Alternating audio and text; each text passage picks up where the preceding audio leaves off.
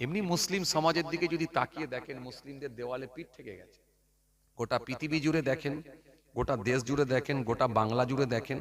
জি, এই যে কয়েকদিন আগে দেখলেন না, বাংলাদেশে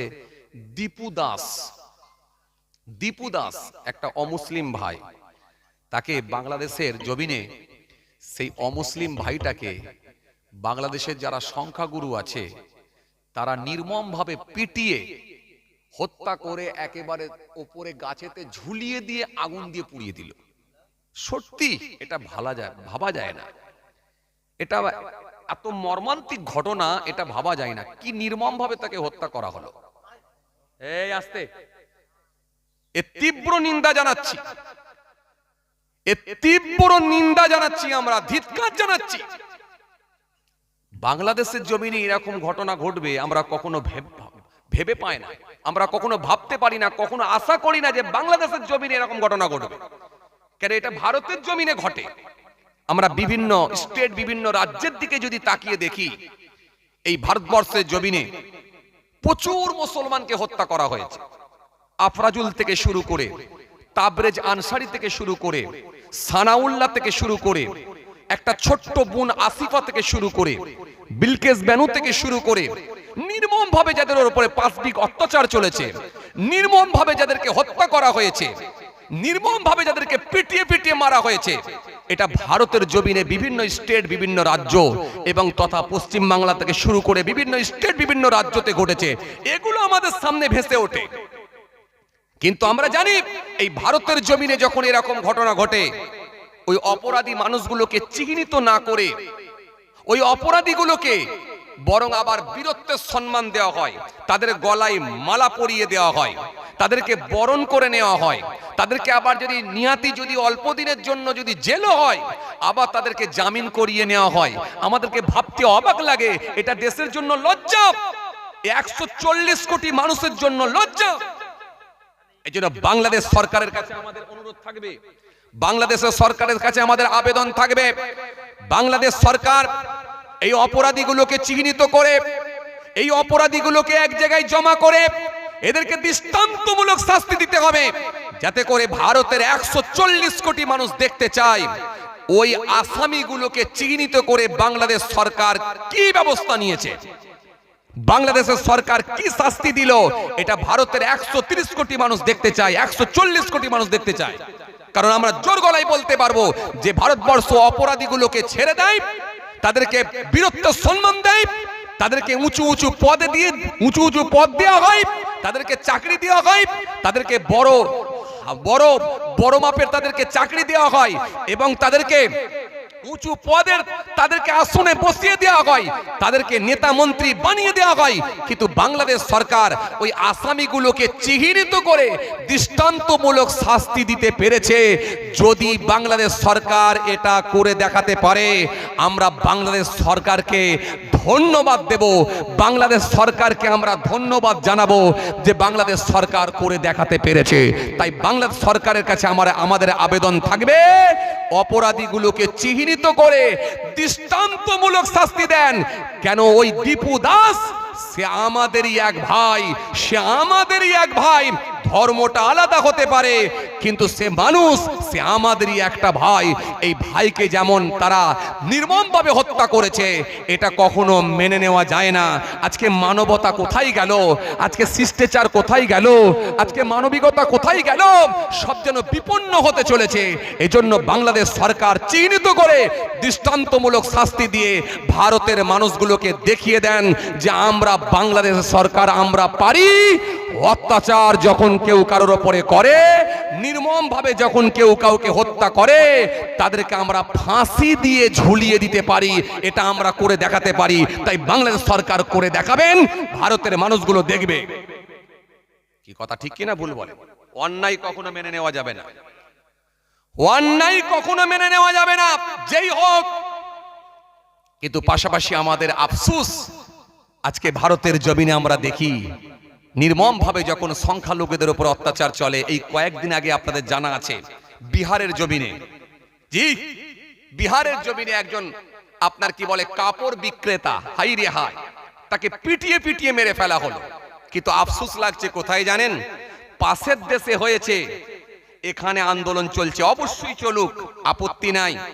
কিন্তু বিহারে যে একটা মুসলমানকে নির্মমভাবে হত্যা করা হলো, কিন্তু কটা মানুষ আন্দোলন করেছে? আফসোস, সংখ্যালঘু যখন এখানে মরে, কিছু মানুষ তাদের কোনো আওয়াজ থাকে না, তখন বোবা হয়ে যায়। জি, এখানের মানুষ তখন বোবা হয়ে যায়। কিন্তু মনে রাখবেন, দীপুকে যেমন, দীপু দাসকে যেমন হত্যা করেছে, এটাও যেমন অন্যায়। বিহারের জমিনে যেমন কাপড় বিক্রেতাকে হত্যা করা হয়েছে, এটাও অন্যায়। আফরাজুল খানকে যেমন পিটিয়ে পুড়িয়ে মারা হয়েছে, এটাও অন্যায়। তাবরেজ আনসারীকে যেমন পিটিয়ে মারা হয়েছে, এটাও অন্যায়। এজন্য অন্যায়কে কখনো মেনে নেওয়া যায় না। এজন্য আমি একটা কথাই বলি, সমস্যাটা কোথায় জানেন? আজ লোকের বাড়িতে চুরি করছে ছেলে ঠিক আছে, কাল দেখা যাচ্ছে আত্মীয় বাড়িতে চুরি করছে, ছেলে ঠিক আছে, পরশু দেখা যাচ্ছে পাড়ার লোকের বাড়িতে চুরি করছে, হ্যাঁ ছেলে ঠিক আছে, তারপরে দেখা যাচ্ছে বাজারে চুরি করছে, হ্যাঁ ঠিক আছে।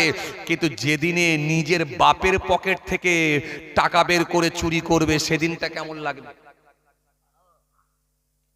কথা মনে বুঝতে পারেন? হ্যাঁ, সংখ্যালঘুদেরকে যখন মারছে খুব ভালো লাগছে, কিন্তু যখন নিজেদেরকে মারবে তখন কেমন লাগবে? হ্যাঁ, এই জন্য মনে রাখবেন, অন্যায়কে কখনো সাপোর্ট করবেন না, সে সংখ্যালঘু হোক, সংখ্যাগুরু হোক, যেই হোক। অন্যায় অন্যায়, অপরাধ অপরাধ। এই অপরাধীগুলোকে চিহ্নিত করে যদি দৃষ্টান্তমূলক শাস্তি দেওয়া হয়, তাহলে মনে রাখবেন আগামী দিন থেকে মানুষের ভেতরে একটা ভয় ভীতি ঢুকবে। কথা ঠিক কিনা ভুল বলেন? কিন্তু আপনারা তো ছেড়ে দেন। বিলকিস বানুর অপরাধীগুলোকে আপনারা জামিন করে দিলেন, গলায় মালা পরিয়ে দিলেন। হ্যাঁ, আফরাজুল খানকে যা পিটিয়ে মারলো, পিটিয়ে পুড়িয়ে মারলো, তাকে আপনারা ছেড়ে দিলেন, উঁচু আসন উঁচু জায়গা করে দিলেন, গলায় ফুলের মালা পরিয়ে দিলেন। এগুলো বন্ধ করুন।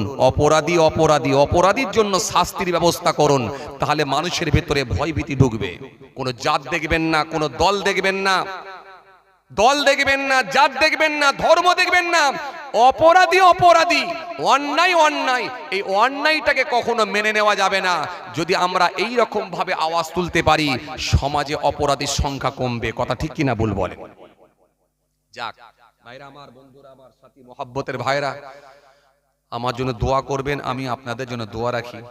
আল্লাহ নিয়ে এলে আবার আলোচনা হবে ইনশাআল্লাহ। অনেক সময় শীতের রাত, আর বুঝতেই পারছেন, আমি আপনাদের প্রথমেই বলেছিলাম যে একটা পার্ট নিয়ে আলোচনা করলে, একটা চ্যাপ্টার নিয়ে আলোচনা করলে ওই 1 ঘন্টায় আধ ঘন্টায় কিছু হয় না, ওই 2-4 ঘন্টা শেষ হয়ে যাবে, তবু শেষ করতে পারবেন না।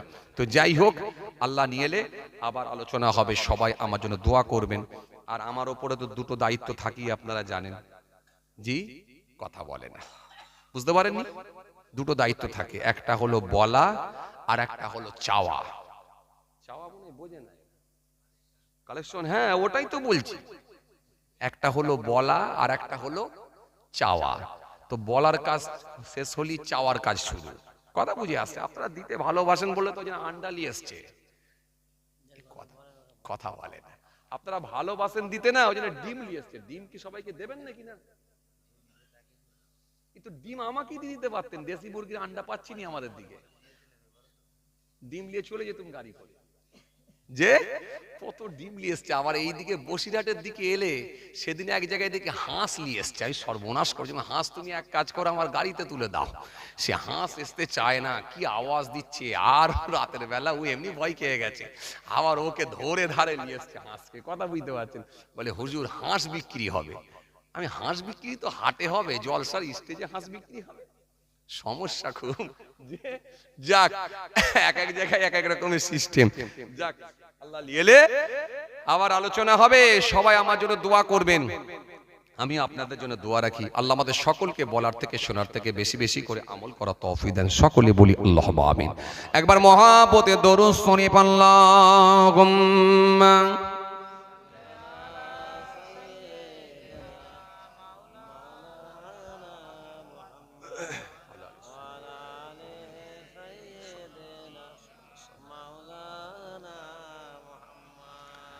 পফুরো ডাকে সবাই জাগে, হাই মুসলিম তো জাগলি না।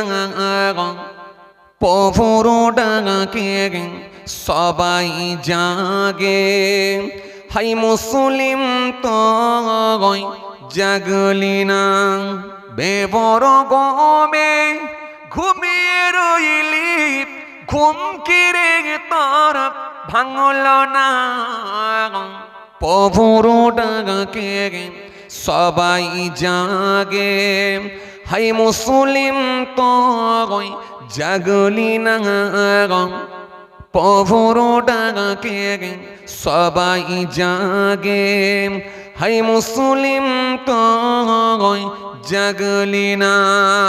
আল্লাহুম্মা সাল্লি আলা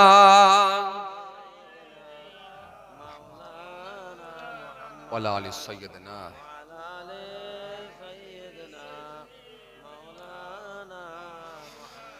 শিয়াল ডাকে হুয়ারুহু, কোকিল ডাকে কুকু, শিয়াল ডাকে হুয়ারুহু,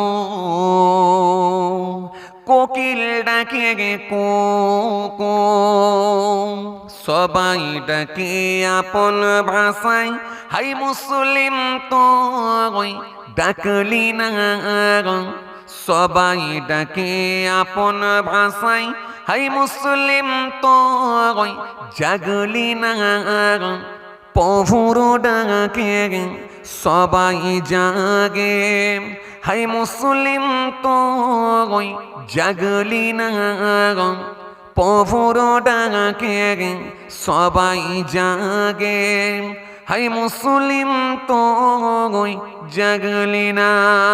আল্লাহুম্মা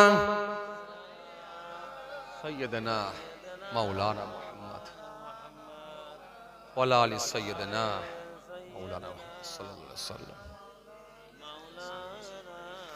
মিছে স্বপ্নের মায়ায় পড়ে নামাজ রোজা দিলে ছেড়ে, মিছে স্বপ্নের মায়ায় পড়ে নামাজ রোজা দিলে ছেড়ে, ত্যাগ করে দে মিছে স্বপ্ন, একবার জেগে ওঠো না, ত্যাগ করে দাও মিছে স্বপ্ন, একবার জেগে ওঠো না, প্রভুর ডাকে সবাই জাগে, হাই মুসলিম তুই জাগলি না, প্রভুর ডাকে সবাই জাগে, হাই মুসলিম তুই জাগলি না, বেবর গমে ঘুমিয়ে রইলি, ঘুম কিরে তোর ভাঙল না, প্রভুর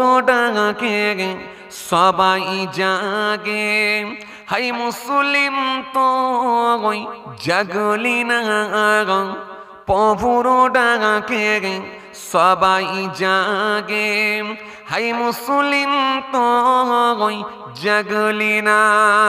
আল্লাহুম্মা সাল্লি আলা ওয়া আলা আলি সাইয়্যিদিনা মাওলানা সাল্লাল্লাহু আলাইহি ওয়াসাল্লাম। মাশাআল্লাহ, আলহামদুলিল্লাহ, অনেক সময় আপনারা দিয়েছেন, শীতের রাত, ঠান্ডার রাত, তারপরও আপনারা এত সময় দিয়েছেন। আল্লাহ মাহফিলকে কবুল করেন। আল্লাহ আমাদের সকলকে বলার থেকে শোনার থেকে বেশি বেশি করে আমল করার তৌফিক দেন। সকলে বলি আল্লাহুম্মা আমিন। যাই হোক, আলহামদুলিল্লাহ, গত বছরও আপনারা দান দিয়েছিলেন। আপনাদের দানেতে, আপনাদের মেহনতের পয়সায় আল্লাহ করিয়েছেন, এত বড় সুন্দর মাহফিল অনুষ্ঠিত হয়েছে। আবার এক বছর পর আল্লাহ রাজি হলে ইনশাআল্লাহ আবার এক বছর পরে মাহফিল অনুষ্ঠিত হবে। আপনাদের দানেতেই হবে, আপনাদের দানেতেই হবে। আলহামদুলিল্লাহ, আপনারা দান দিতে ভালোবাসে, বলছিলাম না, বসিরহাট এলাকার মানুষ আর নতুন করে কিছু বোঝাতে হয় না। যাই হোক, দান তো দেবেন আমি জানি, কিন্তু আগে কে দেবেন? দান তো দেবেন আমি জানি, প্রথমে কে দেবেন? প্রথমে যদি কেউ দেয় তার বেনিফিট আবার আলাদা। প্রথমে যদি কেউ দেয় তার বেনিফিট আলাদা। কেন? হযরত আবু হুরায়রা রাদিয়াল্লাহু তাআলা আনহু থেকে বর্ণিত একটা হাদিস এসেছে। আল্লাহ রাসূল সাল্লাল্লাহু আলাইহি ওয়াসাল্লাম বলছেন, কাউকে যদি নেক কাজের দিকে আহ্বান করা হয়, ডাকা হয়, তার ডাকে সাড়াদানকারী যে পরিমাণ সওয়াব পাবে, যিনি ডেকে নেক রাস্তা দেখিয়ে দেবে মহান আল্লাহ খুশি হয়ে গিয়ে তাকে ডবল সওয়াবের হকদার করবেন। মহান আল্লাহ খুশি হয়ে গিয়ে তাকে ডবল সওয়াবের হকদার করবেন। মহান আল্লাহ খুশি হয়ে গিয়ে তাকে ডবল সওয়াবের হকদার করবেন। মাশাআল্লাহ মাশাআল্লাহ। সর্বপ্রথমই চাচা 1000 টাকা দিয়েছে, আল্লাহ কবুল করেন। মাশাআল্লাহ মাশাআল্লাহ।